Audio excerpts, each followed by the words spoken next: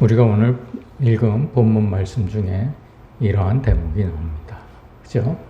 네.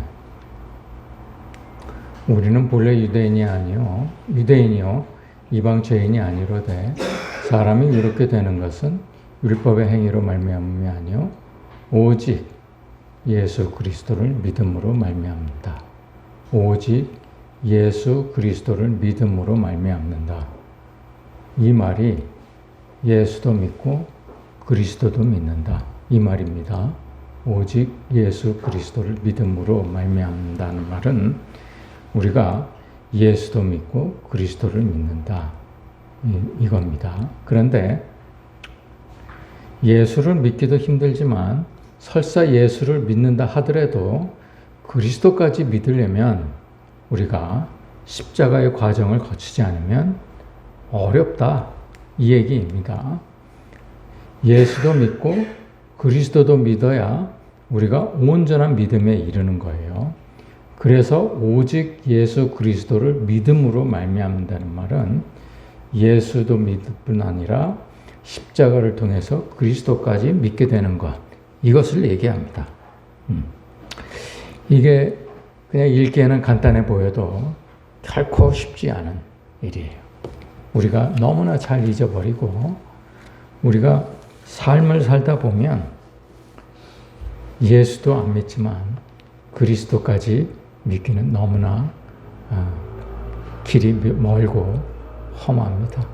왜냐하면 우리 안에 십자가가 없기 때문에 그렇습니다.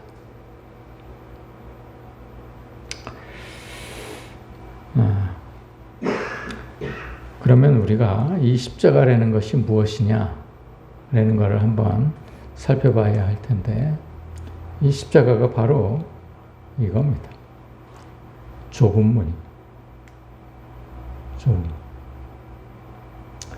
우리한테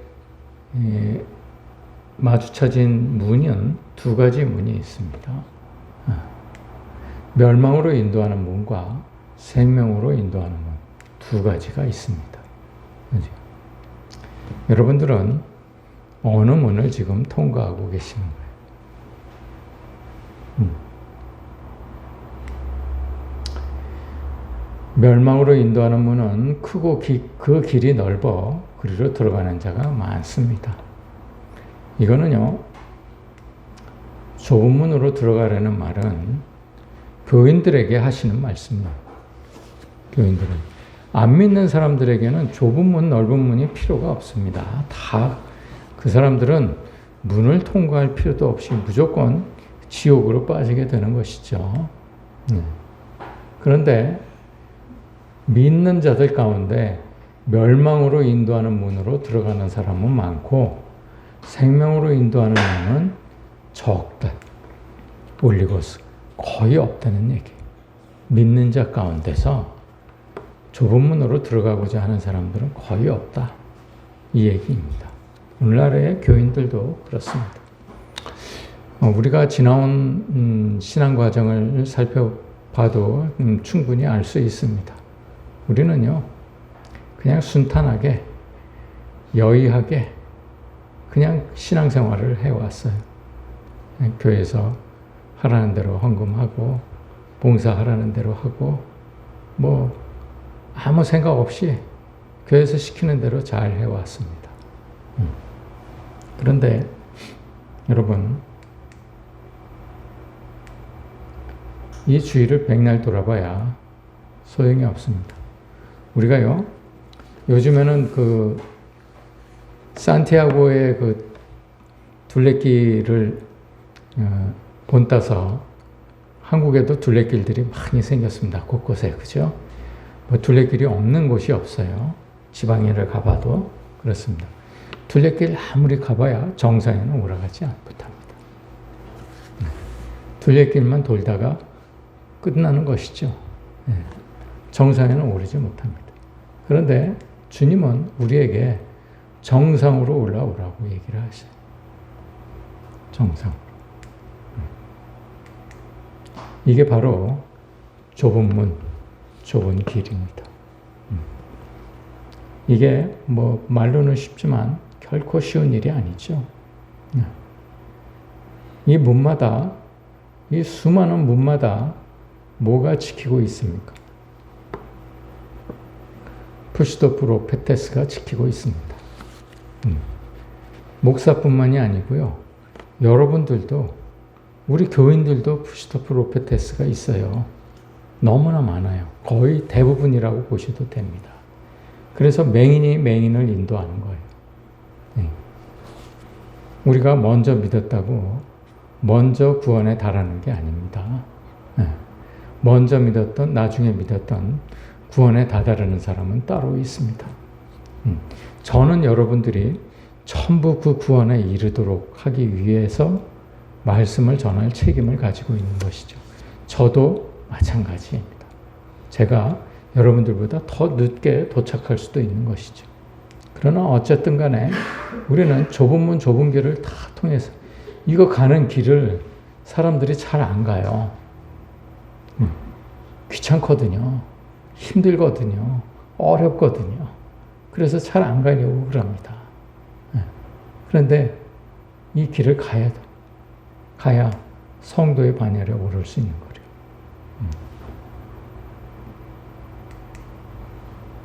그래서 우리가 그 길을 가기 위해서 십자가를 배우는 겁니다. 십자가가 없는 믿음은 그냥 안고 없는 찐빵과도 같습니다. 치즈 없는 피자하고 똑같습니다. 그래서 우리가 산상수훈을 통해서 십자가의 실체가 무엇인가를 지금 나누고 있는 것이죠. 먼저 마태복음 5장 복 있는 자의 상태에 대해서 우리가 지금 나누고 있습니다. 십자가의 실체는 복 있는 자의 상태에서 이렇게 설명하고 있습니다. 팔복, 심령이 가난한 자, 애통하는 자, 온유한 자, 의에 줄이고 목마른 자, 긍휼히 여기는 자, 마음이 청결한 자, 화평케 하는 자, 의를 위해서 핍박을 받은 자가 복이 있는 자인데, 이 복을 받기 위해서 십자가가 필요하다는 거예요. 이런 십자가가 필요하다는 거예요. 이거 잘 안 하려고 그럽니다. 우리 교인들이 잘 안 하려고 그래요. 먼저 심령이 가난한 자는 천국을 소유한다고 그랬습니다. 심령이 가난한 자는 어떤 사람을 얘기합니까? 자기의 지정의를 버린 사람을 얘기합니다. 자기 안에 하나님께 드릴 것이 아무것도 없다. 사실 따지고 보니까 나는 정말 열심히 살아왔고 열심히 착하게 말씀대로 살려고 애를 썼는데 사실 주님 앞에 내놓고 보니까 내놓을 게 아무것도 없더라. 이 얘기입니다. 이걸 느끼는 것이 바로 심령이 가난한 자입니다. 여러분도 잘 아시다시피 제가 30개월 된 손주가 있습니다. 말을 못해요. 아직까지 말을 못해요. 그런데 얼마 전부터 딱 두 마디를 하기 시작했습니다. 하나는 네, 이 말이에요. 하나는 네.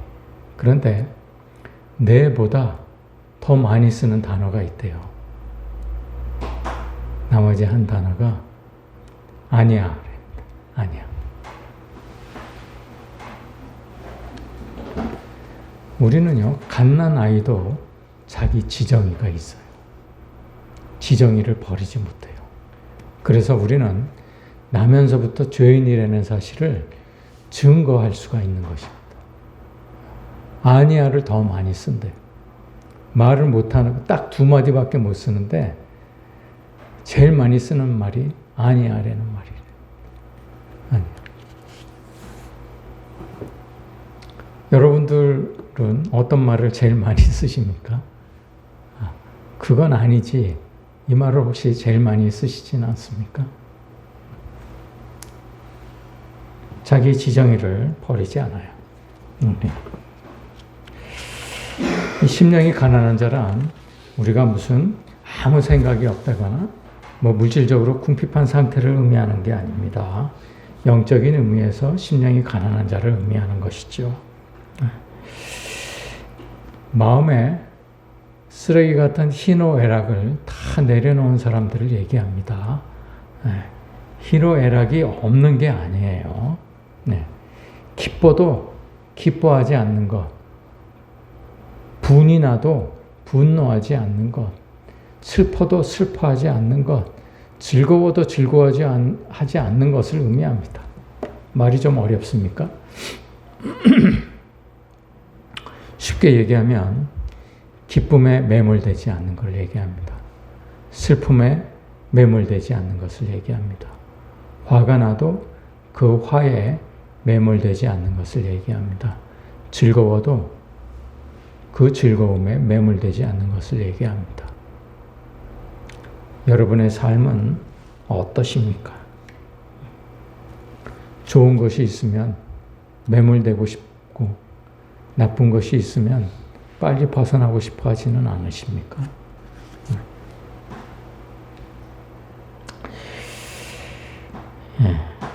이게 바로 우리의 지정의에서 나온 인간의 욕정입니다. 인간의 욕정. 육신의 정욕, 안목의 정욕, 이생의 자랑을 얘기합니다. 이 안에는요, 자기의 윤리, 도덕, 착함, 정직, 자기의 이런 것들이 다 포함되어 있어요.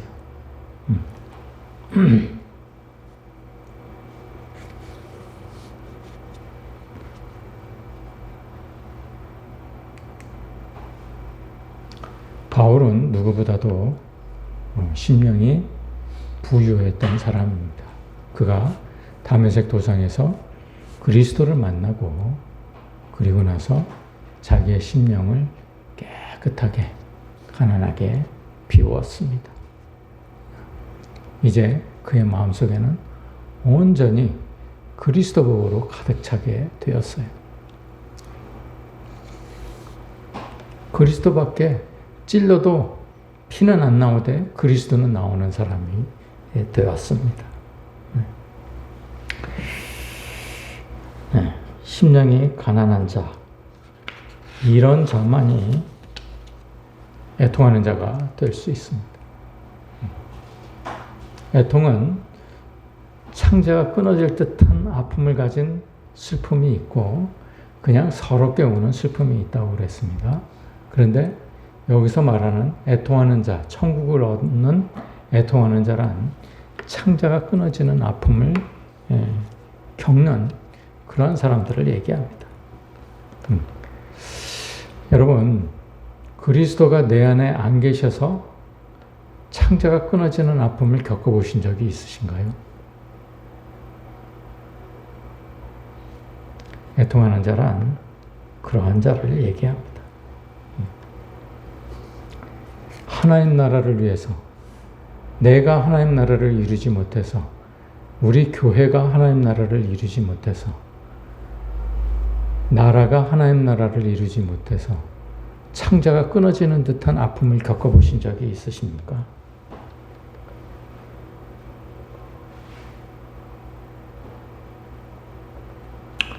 그래서 우리가 하나님을 알고 그리스도를 알고 나를 아는 것이 필요한 것이죠. 내가 어느 상황인지, 내가 어떠한 상황에 처해 있는지 알아야 하기 때문에 그렇습니다. 심령이 가난한 사람만이 하나님 나라를 위해서 애통함을 느낄 수가 있는 것입니다. 프토코스.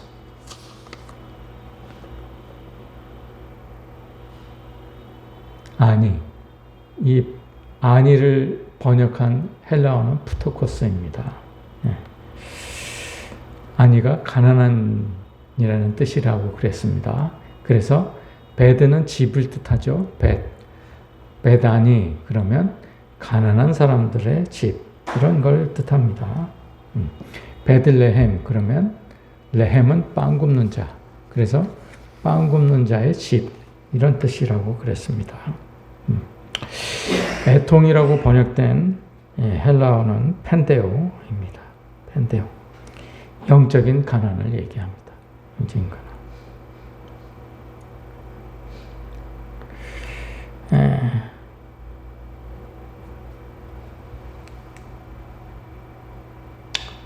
시편에서 말하는 그 애통을 얘기합니다. 상한 심령, 통회하는 마음을 주께서 멸시하지 않으시라. 애통하는 마음, 이 마음이 바로 예수님께서 말씀하신 애통하는 자를 얘기합니다.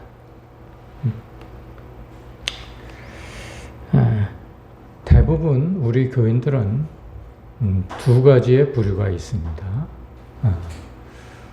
교회를 다니는 교인들은 대부분 두 가지가 있는데요. 한 부류는 자기의 욕심을 채우지 못해서 애통해하는 사람들이 있습니다. 그렇죠? 세상적인 욕심을 채우지 못해서 자기의 물질, 명예, 권력 이런 것들을 채우지 못해서 애통해하는 사람들이 있어요. 오살리 가면 그런 사람들 많이 봅니다. 두 번째 부류는 이러한 세상 욕심을 버리지 못해서 애통해하는 사람들이 있습니다. 거의 대부분이 이 두 부류에 속합니다. 형제를 시기하고 미워하고 욕심을 부리지 못해서, 욕심을 채우지 못해서 애통해하는 사람들이 있습니다.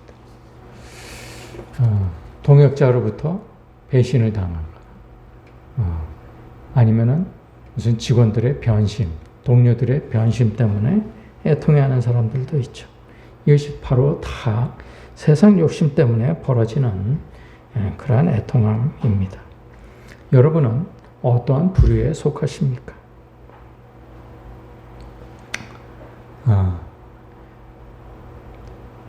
심령이 가난한 자란 분명히 말씀드리건대 무슨 물질적이거나 용기가 없다거나 무슨 이런 궁핍함을 말하는 것이 아닙니다. 자기의 영적 파탄을 솔직하게 시인하고 하나님 앞에서 자기의 무가치함, 하나님 앞에서 내놓을 것이 없는 그런 것들을 아는 자를 얘기하는데, 이러한 것을 아는 자만이 애통함을 느낄 수가 있는 것입니다.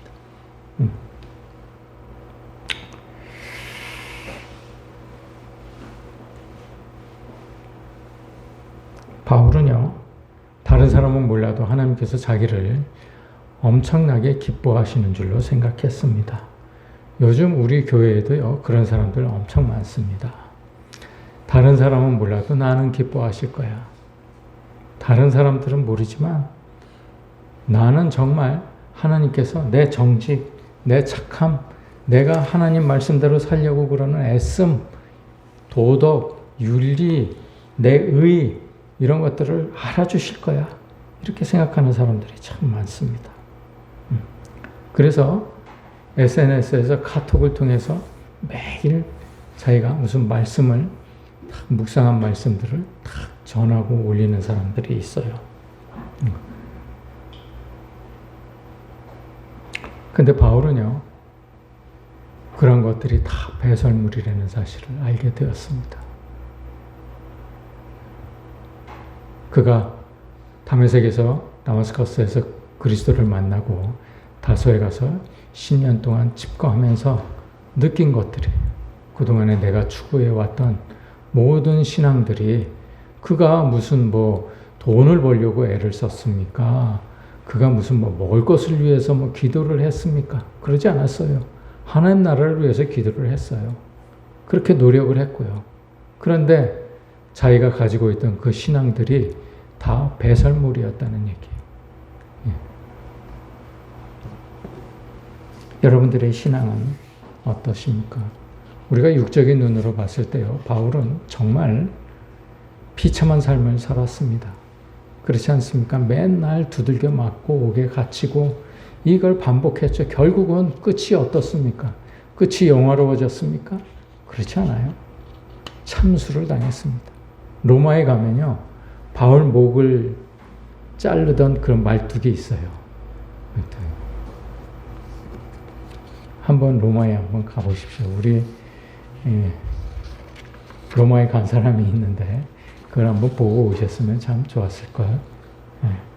아마 보고 오실 거라 믿습니다. 길 가운데 있기 때문에 결국은 그렇게 돌아가셨어요. 바울은. 여러분, 그런 삶을 살고 싶으십니까?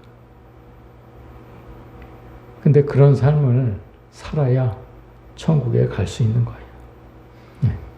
세상적인 눈으로 볼 때 정말 비천하고 비참하고 정말 지옥 같은 삶을 살았던 바울인데 그런 삶을 버려야, 그런 삶을 가져야, 지정의를 버려야 우리가 구원을 받을 수 있다는 사실을 여러분 잊지 마셔야 됩니다.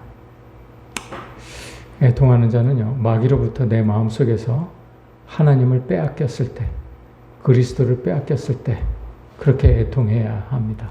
창자가 끊어지는 듯한 아픔을 느껴야 되는 거예요.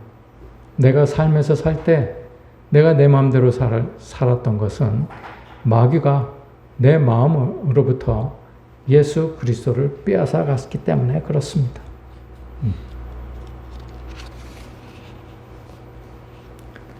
그걸 발견하는 즉시 여러분들은 창자가 끊어지는 듯한 그런 아픔을 느껴야 되는 것이죠.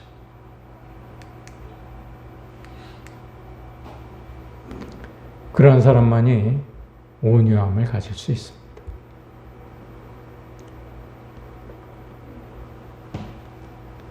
여러분, 제가 언젠가 한번 이 예화를 들은 적이 있어요. 어떤 사람이 하나님께 기도를 했어요. 정말 저는 천국에 가고 싶은데 어떻게 해야 천국에 갈 수 있습니까? 이렇게 얘기를 했어요. 그러니까 네가, 하나님께서 대답을 하셨어요. 네가 천국을 좋아하는지 지옥을 좋아하는지 한번 보고 얘기를 하자. 이렇게 말씀을 하셨어요. 하나님이 그 청년에게 네가 천국을 가고 싶은지 지옥을 가고 싶은지 딱 한번 그 청을 들어주겠다. 이렇게 얘기를 하니까 그 청년이 그러면 보고 말씀을 드리겠습니다. 이렇게 해서 하나님께서 그 청년을 데리고 먼저 천국을 보여주셨습니다. 천국에 가보니까 이 청년이 천국에 있는 사람들이 맨날 하는 일이 기도하고 찬양하는 일이었어요. 평소에 이 청년은 찬양하는 것이 엄청 힘들었습니다. 노래도 못하는 데다가 그 음정이 너무 높아가지고 앞에서 서 있는 찬양대의 찬양을 따라갈 수가 없어요. 그냥 돼지 멱다는 소리만 나오지 그냥 어떻게 그렇게 힘이 드는지 말로 다 할 수가 없었던 기억을 되살렸습니다. 찬양대가 또 계속 그 높은 높은 절들을 계속 반복해서 한 번 더 이럴 때마다 등에서 식은땀이 줄줄 흘렀어요. 기도는 또 어떻습니까? 이 사람들 기도는 1시간이고 2시간이고 끊임없이 기도를 합니다. 평소에 자기는 교인들하고 기도를 할 때, 교인들이 기도를 1시간, 2시간 할 때, 그때마다 자기 짧게 하는 기도 때문에 내가 괜히 짧게 해가지고 손해보는 건 아니야? 이런 생각으로 괜히 소외감을 느끼기도 했습니다. 길게 하는 기도가 너무나 어려웠어요. 하나님께 뭘 바라는 것들이 딱딱 그냥 바라는 것만 얘기를 하면 그게 기도인 줄 알았거든. 그래서 기분이 영 좋지 않았습니다. 천국이 이런 데야? 이러고 기분이 좋지 않았어요. 근데 하나님께서 그 청년을 지옥으로 데리고 갔습니다. 지옥에 가보니까 맛있는 음식점들이 길가에 즐비하게 늘어섰습니다. 자기가 좋아하는 음식점들도 엄청 많았어요. 밤에는 네온사인으로 휘황찬란했고 그리고 그곳에서 일가 친척들이 즐겁게 모여서 떠드는 것도 봤습니다. 정말 자유가 충만한 곳이었어요. 그래서 청년은 하나님께 대답을 했습니다. 저는 지옥으로 가겠습니다.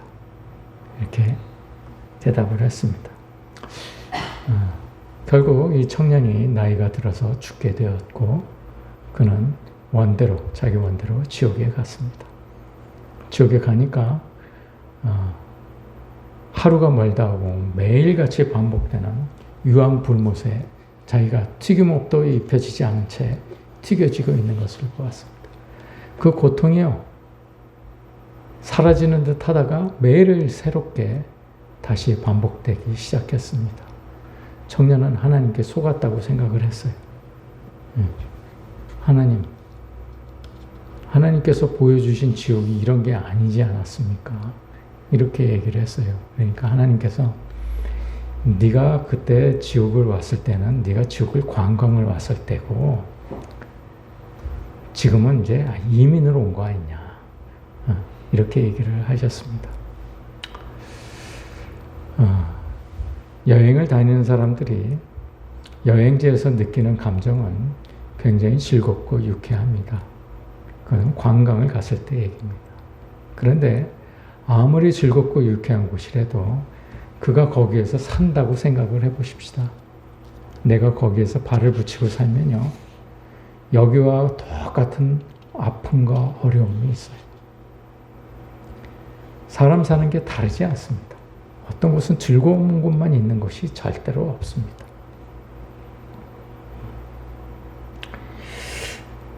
천국은요, 이 세상의 즐거운 것들을 다 내려놓은 사람들이 가는 곳입니다.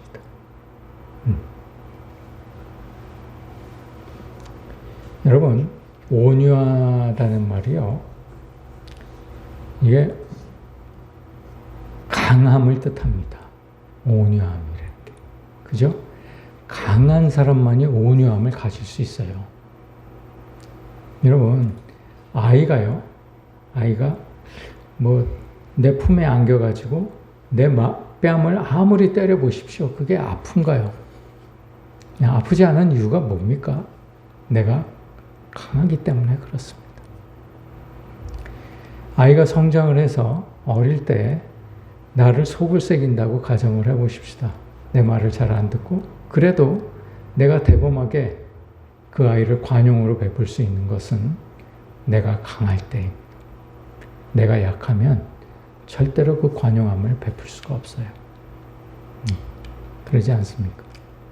온유함은 강한 사람만이 가질 수 있는 거예요. 근데 성경에서 주님께서 말씀하신 온유함은 영적인 온유함을 뜻합니다. 영적인 강함을 뜻합니다. 이 강한 사람만이 세파의 어떠한 괴로움이나 어떠한 불안이나 어떠한 두려움이나 이런 것들도 이길 수가 있는 거예요. 누가 나를 뭐라고 해도, 나를 비웃어도, 나를 비방해도 그것을 관대하게 관용으로 받아들일 수 있는 거예요. 이거는 강한 사람이 아니고는 할 수 없는 겁니다. 여러분, 멘탈이 강한 사람들은 주위에서 아무리 자기를 비방하거나 비판해도 그냥 웃습니다. 절대로 흔들리지 않습니다. 비방하는 소리에. 그렇지 않습니까? 강하기 때문에 그렇습니다.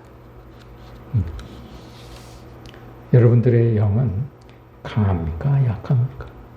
여러분들이 만약에 온유함을 가지고 있다면 그 온유함을 베푸실 때에 여러분들의 강함에서 오는 것입니까? 아니면 약함에서 오는 것입니까?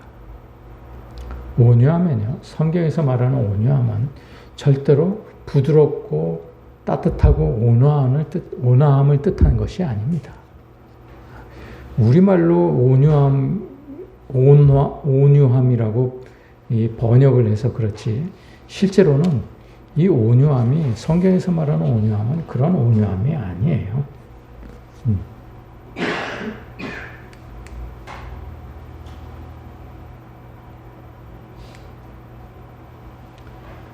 이 오늘 본문에서 말하는 온유함은 이 프라위스를 얘기합니다. 이 프라위스는 히브리어 아나우를 번역한 겁니다. 아나우. 이 아나우는 뭐냐? 모세의 온유함을 뜻합니다. 모세의 온유함. 이게 아니라는 말하고 같은 말입니다. 아나우. 이 온유함이요, 모세를 생각하면 우리가 쉽게 이해할 수 있습니다. 절대로 여러분들 성경을 읽을 때요,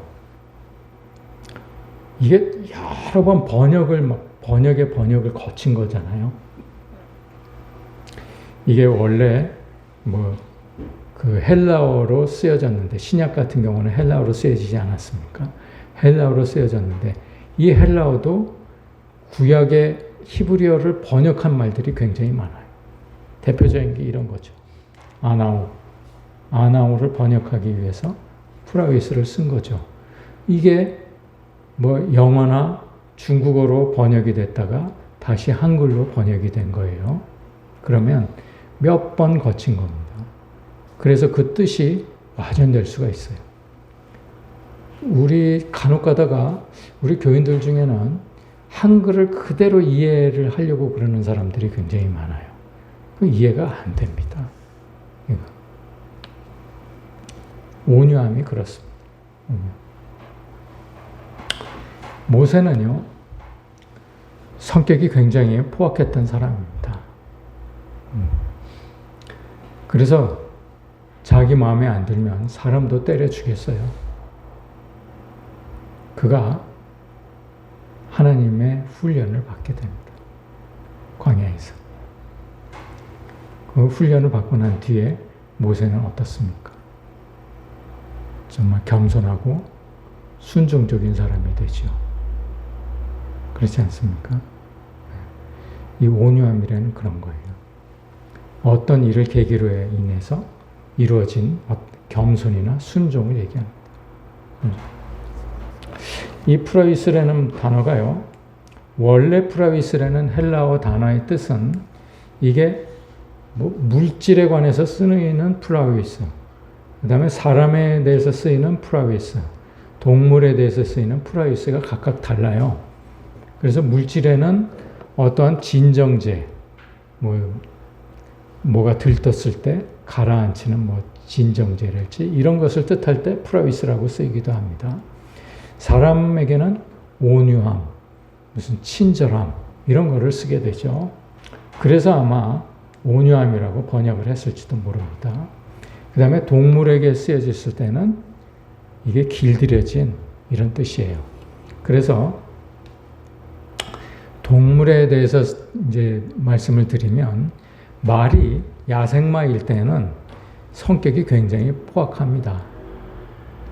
그래서 말 뒷발에 한번 채이면요, 웬만한 사자도 그냥 죽습니다. 말 뒷발에 잘못 채이면 사자도 죽어요. 뒤쫓아가다가. 네. 굉장히 포악합니다. 그런데 이 말이 한번 주인에게 잡혀서 길들여지잖아요. 그러면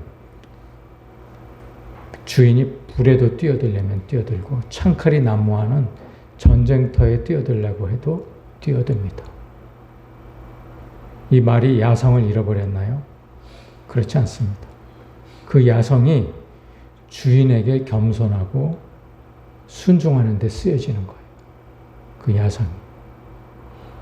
이 프라위스는요, 온유라고 번역되는 프라위스는 광범위하게 그 뜻을 해석을 해야 될 필요가 있습니다. 동물에 쓰여진 프라위스까지 우리가 생각을 해야 되는 거죠. 모세뿐만이 아니고요. 우리가 어떤 일을 계기로 인해서 생겨난 어떤 겸손이나 순종을 뜻합니다. 네. 이런 사람들은요, 자기 심령이 가난하거나 그 다음에 애통해하는 사람들만이 가질 수 있는 어떤 힘이에요. 네. 온유함은 강한 사람만이 가질 수 있는 특성인데, 이 영적으로든 육적으로든 온유함은 강해야 가질 수 있는 것입니다. 자기가 강해져야 가질 수 있는 거예요. 내가 강하면요, 바이러스가 들어와도 병에 걸리지 않습니다. 약할 때 병에 걸리는 거죠. 물이 바위를 뚫습니다. 그렇죠? 여러분 그 인정하십니까? 물이요, 약하게 보이지만 철판을 뚫어요. 아무리 두꺼운 철판도 물이 뚫습니다. 온유함이라는 것은 그렇게 강한 것입니다. 여러분, 내가 온유함을 갖게 되면 강한 사람이 되었다는 것을 뜻하는데, 강한 사람은요, 어떤 환경에서도 절대로 흔들리지 않습니다. 어떤 주위의 평가에도 절대로 휘둘리지 않습니다. 어떠한 사람이 비방을 해도, 어떠한 사람이 흉을 봐도 절대로 그 흉에 매몰되지 않습니다. 여러분, 그런 강한 사람이 되고 싶지 않으세요?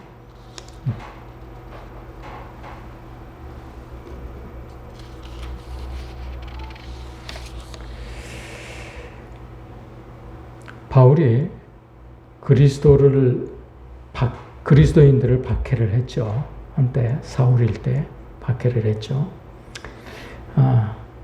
그런데요,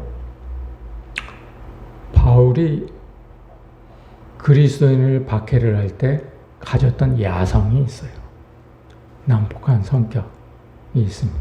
그런데 그가 그리스도인이 되고 나서 그 야성을 잃었을까요? 야성을 잃지 않았습니다. 그는요, 돌에 맞아 죽을지언정 예수 그리스도를 전하러 다녔습니다. 자기를 죽이려고 밤낮을 굶고 자지 않던 사람들이 40명이나 있었어요. 그럼에도 불구하고 절대로 굴하지 않고 예수 그리스도를 전했습니다. 그에게는 영적인 온유함, 강함이 있었기 때문에 그렇습니다. 아브라함은요, 아브라함이었을 때 그의 야성을 잃지 않았어요. 그래서 숱한 어려움이 있어도 이겨내고 아브라함이 된 것입니다. 여러분, 그가요, 아브라함이 됐을 때 그 야성을 잃지 않는 장면이 창세기에 나오죠. 롯이, 자기 조카 롯이 소돔에 있을 때 그 소돔 왕이 그돌라오메를 배반을 하고 대적을 합니다. 자기 연합국 5개국이 합해서 그돌라오메 연합군하고 싸우죠. 그런데 그 반역을 한 그 연합군이 소돔을 비롯해서 고모라, 소알 이런 성들이 패퇴를 하죠. 패퇴하면서 롯이 그돌라오멜에게 붙잡혀갑니다. 그런데 아브라함이 어떻게 했습니까? 자기 집에서 기른 장정 318명을 데리고 가서 그 연합국 5개국의 연합국을 무찌르고 다 죽이고 물건들을 탈취해서 가져옵니다. 아브라함은요, 온유한 사람이었어요. 굉장히 온유한 사람이었는데 그가 야성을 잃었느냐? 그렇지 않습니다. 야성을 잃지 않았어요. 그가 하나님을 위해서는 정말 그 야성을 유감없이 발휘했던 사람입니다. 여러분, 온유함을 가지라는 말은 유순해지라는 얘기가 아니에요. 여러분들에게 온화해지라는 얘기가 아니에요. 우리말 온화해지라는 얘기가 아닙니다. 따뜻하고 부드러워지라는 얘기가 아니에요. 여러분들 야성은 가지고 있대. 잃지 않되 주님을 위해서 내가 겸손하고 주님의 뜻에 순종하는 것을 뜻합니다. 주님이 내게 무엇을 내려놓으라고 하면 그대로 순종하는 것. 이것이 바로 온유함입니다. 이런 사람들에게 천국이 유업으로 이어지는 것이죠. 이삭도 그렇게 유순한 사람이었는데 자기의 영성이 강했기 때문에 나중에는 로봇이라는 우물을 만나게 된 것이죠. 여러분, 온유한 자라는 것은요, 자기가 행사할 수 있는 힘이나 권력이나 지혜를 남용하지 않는 사람을 뜻합니다. 온전하게 자기의 지혜나 힘이 없어진 것을 뜻하는 게 아니에요. 자기의 힘이나 지혜나 자기의 어떤 권력, 힘이 주님 앞에서 순종으로 바뀌어지는 것을 뜻합니다.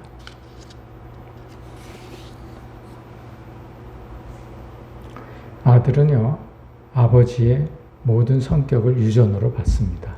그렇죠? 우리가 하나님의 자녀가 되면요, 우리가 하나님의 성품을 유전으로 받게 돼요. 하나님의 성품 중에 하나가 온유함입니다. 그래서 하나님은 자기 자녀를 기뻐하시는 거예요. 자기 성품을 가졌기 때문에 그렇습니다. 자기 닮은 것이 너무나 많아요. 하나님의 자녀는 하나님을 닮은 점이 너무나 많습니다. 그래서 하나님께서 기뻐하시는 거예요. 여러분, 하나님께 기뻐함을 받고 싶으십니까? 하나님의 성품을 가지십시오. 하나님의 성품을 갖기를 원하십니까? 그러면 가난해지십시오. 그리고 내가 내 안에 하나님이 안 계실 때를 느낄 때마다 창자가 끊어지는 듯한 그런 아픔을 느끼십시오. 그러면 여러분들에게 그런 온유한 강함이 주어지게 될 것입니다. 삶에서 그러한 온유함을 여러분들이 발휘하시기를 간절히 소원합니다. 기도하시겠습니다. 하나님, 저희들이 오늘